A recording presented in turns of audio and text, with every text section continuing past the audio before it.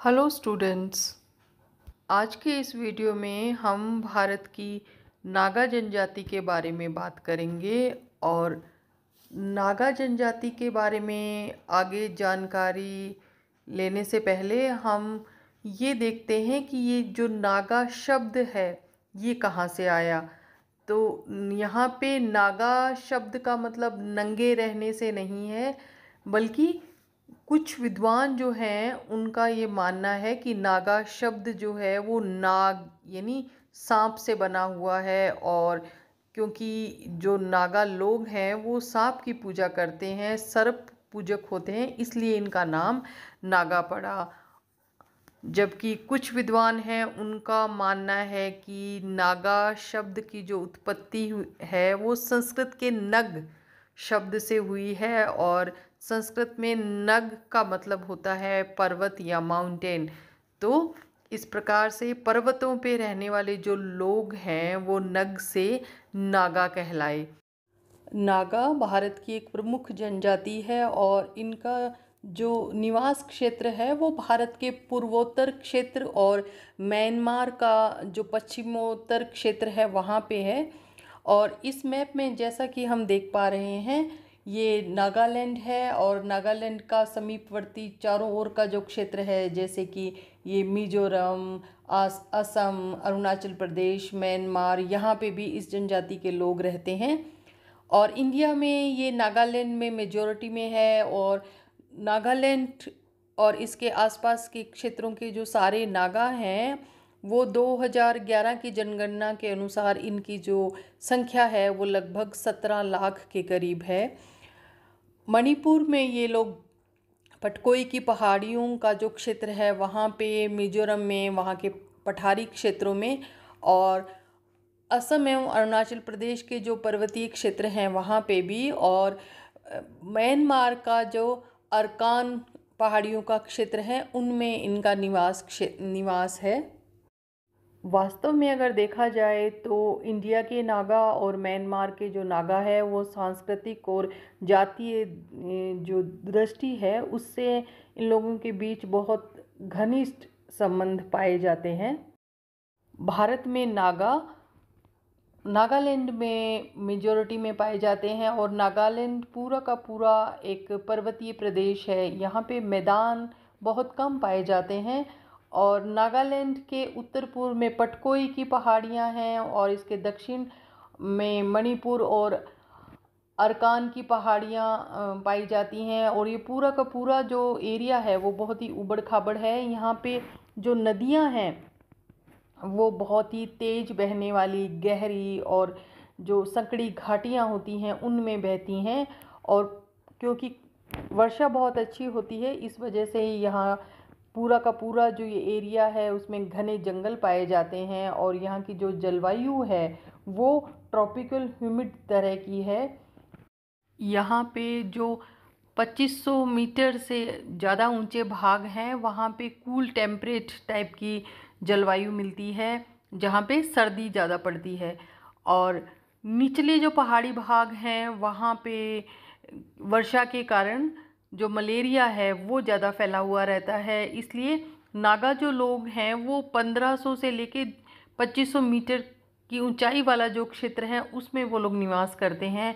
और यहाँ पे वर्षा का जो एनुअल जो रेनफॉल है वो 250 सेंटीमीटर के करीब रहता है, और जो नॉर्मल टेम्परेचर है वो 26 डिग्री सेल्सियस के करीब पाया जाता है। और क्योंकि यहाँ पे डेंस फॉरेस्ट मिलते हैं तो जंगली जानवर हैं वो भी यहाँ पे खूब पाए जाते हैं, और जो विषैले कीड़े मकोड़े होते हैं वो भी बहुत ज़्यादा संख्या में यहाँ मिलते हैं। नागा जनजाति का जो मुख्य कार्य है वो है कृषि करना, पशुपालन एवं आखेट। और जहाँ पे इनको फैसिलिटीज़ मिल जाती हैं वहाँ पे ये अपने फैमिली मेम्बर्स के साथ कॉटेज इंडस्ट्री स्थापित कर लेते हैं, यानी जो कुटीर उद्योग हैं, घरेलू स्तर पे ही अलग अलग चीज़ों का निर्माण, वैसे उद्योग ये स्थापित कर लेते हैं। सबसे मेन जो इनका काम है वो है हंटिंग, और ये हंटिंग में बड़े एक्सपर्ट होते हैं। पहाड़ी जो एरिया हैं और जो प्लेन्स हैं, मैदानी जो भाग हैं, वहाँ पे ये अलग अलग तरह से शिकार करते हैं। मेनली जो भी जंगली जानवर हैं उनको ये चारों ओर से खदेड़ के नदियों का जो खादर है होता है, यानी जो मैदानी भाग होते हैं, वहाँ पे लाके और भालों की सहायता से जानवरों का शिकार किया जाता है। और जो हंटिंग है उसमें ये तीर और कमान, भाले एवं एक हैंड एक्स होती है जिसे दाव कहते हैं। दाव जो है वो नागाओं का एक इम्पॉर्टेंट हथियार है जो फारसे के समान होता है, और ये कई सारे जो काम हैं उनमें इसका इस्तेमाल किया जाता है। जैसे जंगल में लकड़ी अगर काटनी है तो वो दाव का इस्तेमाल करते हैं, रास्ता साफ करना है, घर बनाना है, और अगर अटैक भी करना है तो उसके लिए भी ये लोग जो हैंड एक्स है जिसे दाव कहते हैं उसका इस्तेमाल करते हैं। और ये जो तीर कमान है उनमें जो तीर होते हैं उसमें विष लगाने का, यानी जहर लगाने की जो परंपरा है वो जो मारम नागा होते हैं उनमें पाई जाती है। और जो हंटिंग के रूल्स होते हैं वो सारे के सारे नागाओं में बड़े कठोरता से माने जाते हैं, यानी सब लोग उनको फॉलो करते हैं। जैसे कि खेती के समय कोई भी जो नागा है वो शिकार नहीं कर सकता, और अगर किसी दूसरे गांव की सीमा में, बाउंड्री में जाके अगर हंटिंग की है तो उस गांव को के लोगों को भी उस शिकार में से हिस्सा दिया जाएगा। नागा लोग फ़िशिंग भी करते हैं, और ये फ़िशिंग का जो काम है वो पहाड़ों के जो निचले भाग होते हैं वहाँ पे, और नदियों में, तालाबों के किनारे पे जाल होते हैं उनसे, और टोकरियाँ होती हैं बड़ी बड़ी, और भालों की सहायता से ये करते हैं। और यहाँ पे ये जो फ़ोटो यहाँ दिखाई गई है इसमें ये नागा लोग कम्युनिटी फ़िशिंग कर रहे हैं, यानी सामूहिक जो मत्स्यन है उसकी ये फ़ोटो यहाँ पे दिखाई हुई है जो भी इन नागाओं में प्रचलित है। और एग्रीकल्चर की अगर हम बात करें, कृषि की, तो मणिपुर और नागा पहाड़ियों में रहने वाली जो नागा जनजातियां हैं वे पहाड़ों की जो ऊंची नीची जगह हैं वहाँ पे सीढ़ी नुमा खेत बना लेते हैं, यानी स्टेप फार्मिंग या टेरेस्ड फार्मिंग करके ये लोग खेती करते हैं। और सीढ़ीदार खेत बनाने से भूमि अपर्दन या कटाव रुक जाता है, और सिंचाई का टाइम जब होता है तो इन लोगों में अक्सर झगड़े भी होते हैं। आदिम तरीके की जो खेती है उसे यहाँ पे झूमिंग कृषि के नाम से जाना जाता है, या जिसे स्थानांतरित कृषि भी हम कह सकते हैं। इसमें जंगलों को काटकर साफ कर दिया जाता है, और फिर वहाँ की जो सारी वनस्पति होती है उसको जला के और वहाँ पे खेती की जाती है, और फिर कुछ समय बाद उस भूमि को परती भूमि के रूप में छोड़ देते हैं। और उसके बाद जब वहाँ पे फिर से झाड़ियाँ वगैरह उगाती हैं तो उन्हें फिर से साफ करके और वहाँ खेती करते हैं। लेकिन धीरे धीरे जो ये झूमिंग कृषि है इसके जो दुष्प्रभाव हैं उनको देखते हुए अब टेरेस फार्मिंग की ओर इन लोगों का ध्यान आकर्षित हुआ है। नागा लोग जो कृषि करते हैं उसमें उत्पादन ज़्यादा नहीं हो पाता, और जिन फसलों का उत्पादन होता है उसमें पहाड़ी धान, मंडवा, कोटू एवं पहाड़ी जो मोटे अनाज होते हैं वे मेन हैं। और कपास भी ये लोग उगाते हैं, और कहीं कहीं जो चाय है वो जंगली झाड़ियों के रूप में मिलती है। कॉटेज इंडस्ट्री में नागा जनजाति के लोग जो हैं वो बुनाई के काम में बड़े एक्सपर्ट हैं, और ये जो छोटे करघे होते हैं उन पे मोटा कपड़ा बुनते हैं। और ये मोटा कपड़ा बुनने की जो कला है वो सभी नागाओं में प्रचलित नहीं है। केवल दो जो उपवर्ग हैं वो ही नागाओं के इसमें लगे हुए हैं। नागा जनजाति में जो डिवीज़न ऑफ लेबर है, यानी श्रम का जो विभाजन है वो बहुत कठोरता से उसका पालन किया जाता है। जैसे कुछ लोग केवल कपास ही उगाते हैं, और कुछ लोग केवल उस कपास से सूत बनाते हैं, और कुछ उस सूत से कपड़ा बनाते हैं। इसके अलावा कॉटेज इंडस्ट्री में जो टोकरियाँ बनाना है बांस से, और बेत से टोकरियाँ बनाना, चटाइयाँ बनाना, ये काम भी इनमें प्रचलित है। इनमें लोहार का जो काम होता है, यानी जो लोहे का काम करता है, उसको बहुत ही आदर से देखा जाता है, और हर गांव का अपना लोहार होता है। और वो कृषि के लिए औजार बनाता है। उसके लिए लोहा किसी भी पास के कस्बे का जो बाज़ार होता है वहाँ से ख़रीद के लाते हैं, और लोहे को गलाने के लिए जंगल की जो लकड़ी है उसका इस्तेमाल किया जाता है।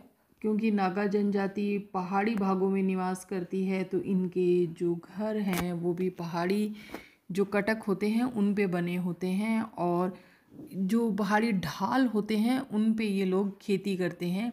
कहीं पे भी गांव बसाने के लिए ये दो जो मेन बातें होती हैं उनका ध्यान रखते हैं। एक तो कोई भी गांव के पास में पीने के पानी का कोई परमानेंट सोर्स होना चाहिए, यानी स्थायी जल स्रोत उसके गांव के पास होना चाहिए, और दूसरा गांव के आसपास कृषि के योग्य उपजाऊ भूमि होनी चाहिए। एक गांव में लगभग 200 से 300 के करीब घर पाए जाते हैं, और इनके जो मकान होती हैं या जो हट होती हैं उनके दो दरवाजे होते हैं। सामने का दरवाज़ा जो होता है वो बड़ा होता है और पीछे का दरवाज़ा छोटा होता है। और जो धनी नागा लोग होते हैं, यानी जो पैसे वाले नागा लोग होते हैं, वे अपने घर का जो डेकोरेशन है वो सींग और कुर्रे लगा के करते हैं, और दरवाज़ों पे ये बालों वाली खालें होती हैं जो शिकार से प्राप्त की जाती हैं वो लटकाते हैं।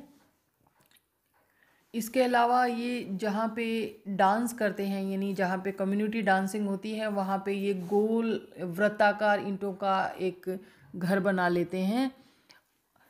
और इनके जो युवा होते हैं, यानी जो युवा ग्रह, उन्हें मोरुंग कहा जाता है।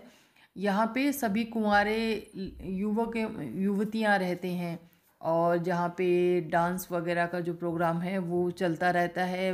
मोरुंग जो है नागा सोसाइटी की एक इम्पॉर्टेंट बिल्डिंग मानी जाती है, और मोरुंग की स्थिति जो है, यानी उसकी कंडीशन कैसी है, वो किस प्रकार से कितना सुंदर वो डेकोरेटेड है, कितना वेल बिल्ट है, उसी के अकॉर्डिंग ही किसी गांव की प्रोस्पेरिटी का पता लगाया जाता है। और मोरुंग में जो युवक होते हैं उनको युद्ध एवं सुरक्षा से संबंधित जो कार्य हैं उनका प्रशिक्षण दिया जाता है, और जो युवतियां होती हैं उनको कॉटेज इंडस्ट्री से जुड़े काम, जैसे कि बुनाई से संबंधित और बास्केट वगैरह बनाने का जो काम है वो सिखाया जाता है।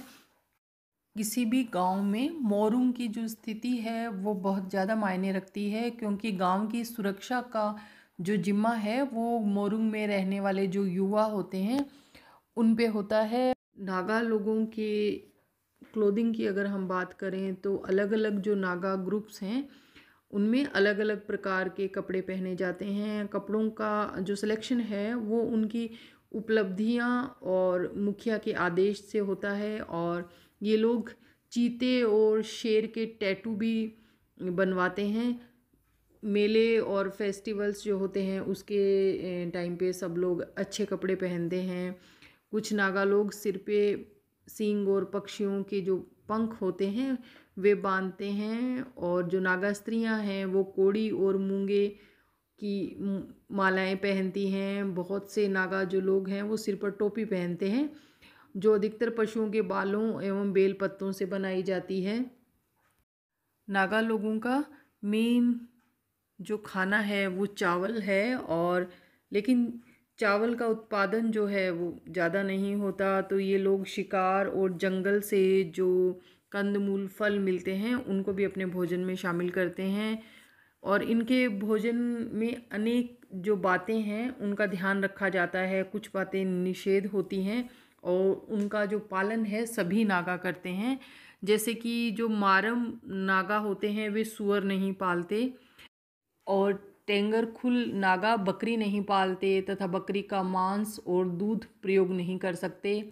इसके अलावा कपड़े बुनने वाले नागा जो होते हैं उनमें नर जानवरों का जो मांस है वो कुंवारी लड़कियों को खाने के लिए नहीं दिया जाता, और ये जो सारे नियम हैं इनका इनमें कठोरता से पालन किया जाता है। नागाओं के प्रमुखतया 66 उपवर्ग हैं, और अरुणाचली और असमी नागाओं के 5 बड़े उपवर्ग हैं जो मेन इस तरह से हैं। उत्तर में रंगपन और कोन्याक मिलते हैं, पश्चिम में रेगमा, सेमा और अगमी, मध्य में एओ, लोथा, फोम, चांग, संगमा और इम्तुसुगर, दक्षिण में कंचा और काबुई, पूर्वी क्षेत्रों में तेंगखुल और कोन्याक।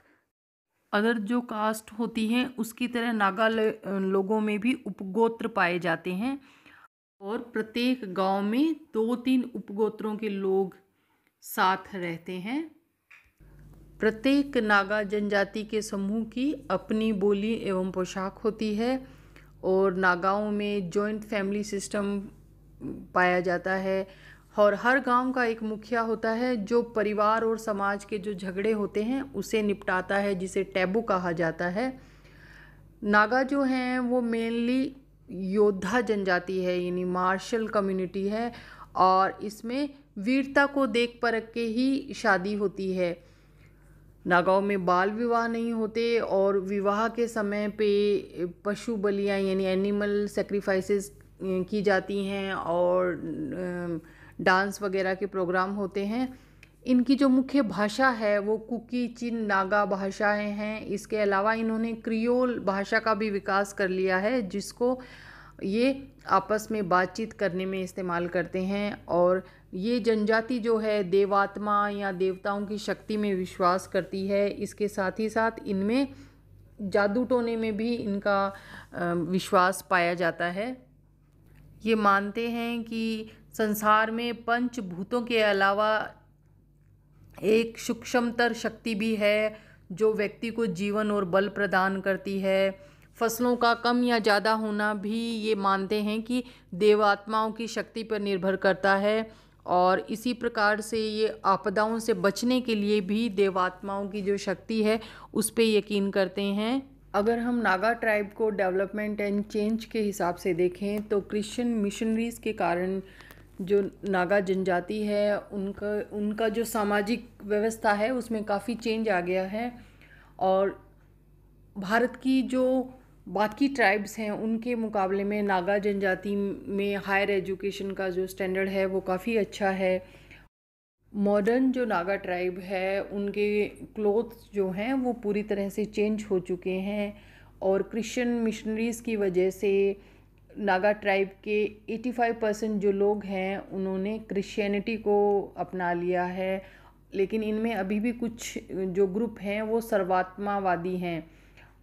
नागा ट्राइब में स्त्रियों की जो दशा है वो काफ़ी अच्छी है और उन्हें पूर्ण स्वतंत्रता इनके यहाँ पे प्राप्त है।